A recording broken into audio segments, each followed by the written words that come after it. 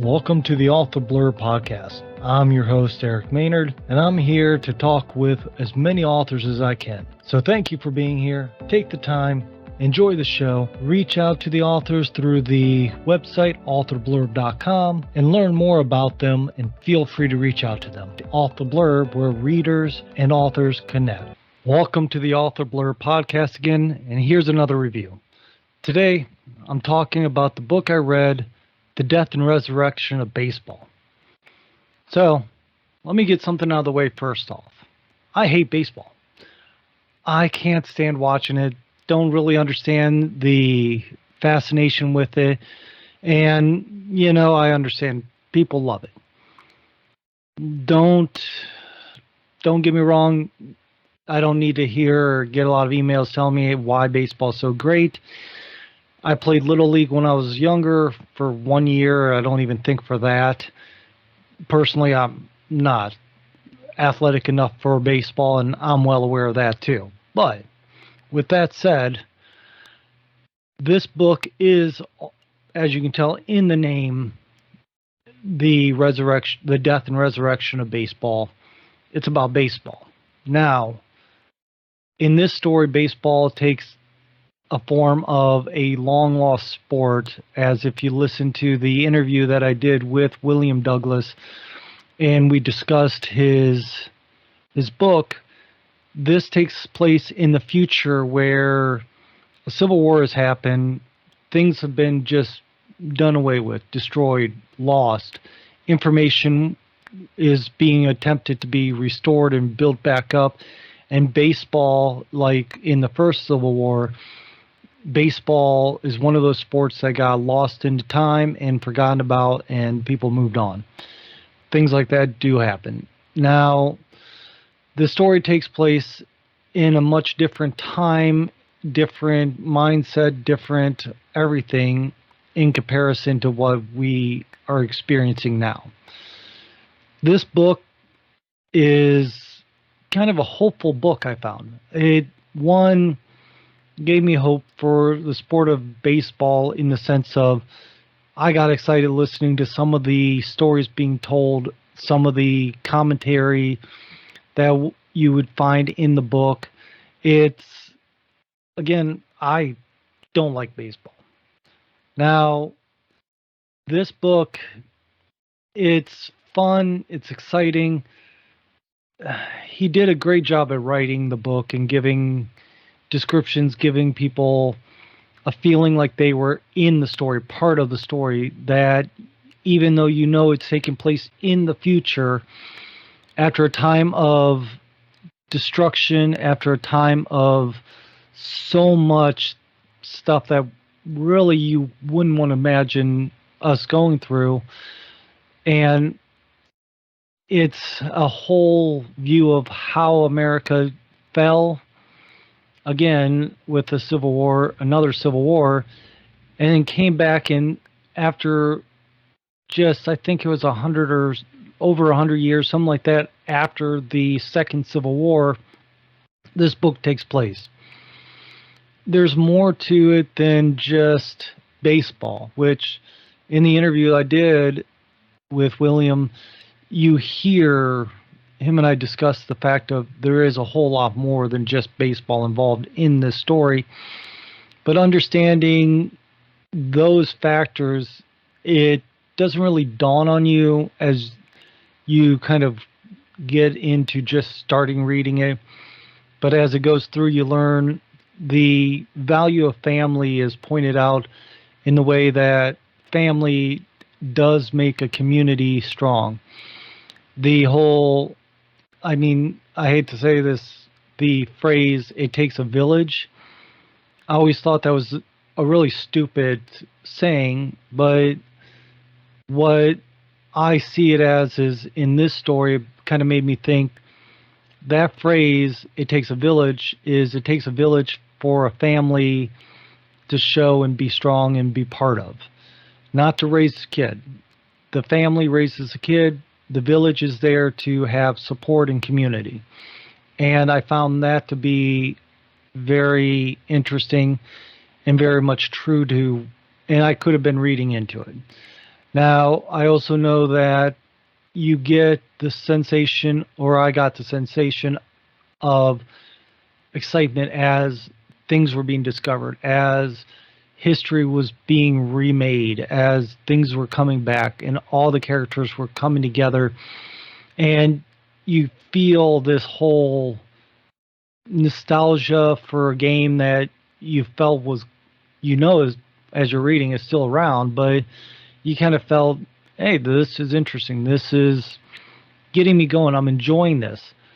Now, there are some points of this that you kind of sit there and you're brushing through, but as a whole, I found this story to be exciting, to be fun, to be something that you're really going to get into. I can't say that enough, and it is what it is, in my opinion. And as I said at the beginning, I hate baseball. Can't stand watching the game.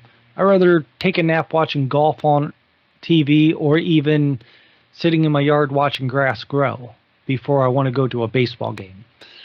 If that gives you an indication of my level of passion for baseball, there you go. Now, I honestly expected this book to, one, I had expectations of certain things of, oh, this is going to show this value and this value, but because it's about baseball, it's not going to really excite me. It gave me that feeling of, I don't know if any of you listening would know the old movie The Sandlot. Some people, it might be before your time. Others are nodding your head saying, yeah, that I remember that movie. And it gave me kind of a Sandlot feeling in the sense of you had a group of kids coming together and they're taking this adventure, they're doing things, and they're building a story of their own. And you also hear what seems to be a lost, losing art, where the kids are showing mannerisms. They're polite. They respect family. They discuss things, and the family seems to be a big element in this book. And between family, friends, and community, these are a lot of the elements of the book that makes the story kind of just jump out, make you get excited. Even if you're like me and hate baseball and think, gosh, I can't stand this. This book doesn't give you that feeling. This book gets you excited. It's drawing you in the simplest and most honest way I can think of saying. And I would highly suggest that if you want a clean, wholesome, enjoyable book, something that's going to make you sit there and say, yes, finally, I can sit and read something and I can give this to my kid. I can do this. I don't have to worry about it. This is the book. It's, like I said, enjoyable to me. It has a lot of the elements that I didn't expect to be in there that I found. It had lessons that might have been intentional or maybe even unintentional. And like I said, some of it might be just me getting into and my own thinking. But again, that's a good thing for a book to do, is to let the readers come to their own conclusions, find their own lessons, find things that they feel that excites them. And finding a book that makes you feel is a big thing for me, because you can get bored with a book very easily. I've gotten to the point of I've had a couple books I've just sat down, put aside, and forgot about because I didn't care. I had no feelings. I had no attention. And this is, I'm not sure what it would be categorized right off the top of my head as I'm doing this. General fiction, but it's exciting. It's fun. It's something that I'm going to suggest to people, and I'm even going to tell other people that I know that I probably do realize don't listen to this show, that they need to get this book. So take the time, go to William and I's previous interview that I did with him, find the book, listen to the interview, and you're going to get enjoyment out of it, most likely. Now, this, again, is all my opinion. And I think my opinion's right because, well, I'm in my world and that's what I think. So I appreciate you being here. Take the time, go and listen to prior interviews, prior reviews. These are things that I feel are beneficial for you to find books, and especially if you're liking the type of books I'm getting into, you're going to enjoy the ones that I'm enjoying, obviously. So go through, find them. Remember also, leave comments, reviews, subscribe, tell people, and make sure you tell people that you found a great new author, because this is all about connecting the readers and the authors together so that a bigger community, a stronger connection, and authors who deserve, well, I shouldn't say deserve, authors that are well deserving, in my opinion, to get more recognition because they write good stories. That's the whole point of this show. And not every author is a great writer, and not every great writer is known as a great author.